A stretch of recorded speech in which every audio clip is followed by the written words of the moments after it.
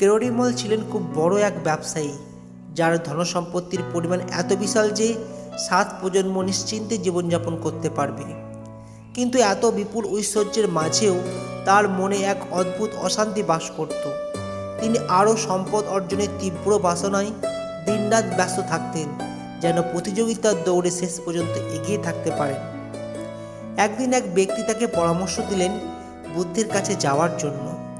কেরোরিমল সেই পরামর্শ মেনে বুদ্ধের কাছে গেলেন এবং সব কথা খুলে বললেন। বুদ্ধ শান্তভাবে বললেন, চিন্তা করো না, তোমার সমস্ত উদ্বেগ দূর হবে। তুমি কিছুদিন এখানে থেকে ধ্যান করার চেষ্টা করো।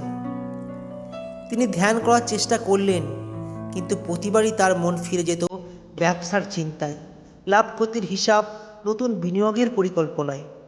তিনি আবার বুদ্ধের কাছে এলেন এবং বললেন, আমি চেষ্টা করছি কিন্তু পারছি না। আমার মন সদাই ভবিষ্যতের চিন্তায় ছুটে বেড়ায়।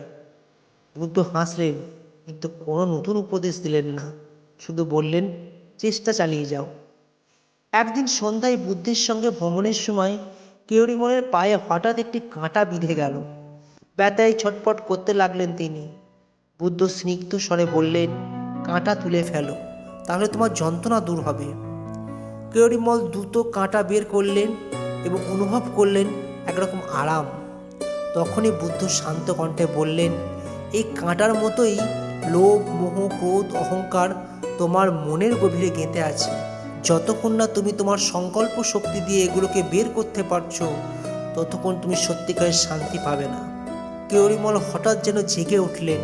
তিনি বুঝতে পারলেন, শান্তি বাহ্যিক সম্পদের মধ্যে নয়, অন্তরের মুক্তিতেই লুকিয়ে আছে।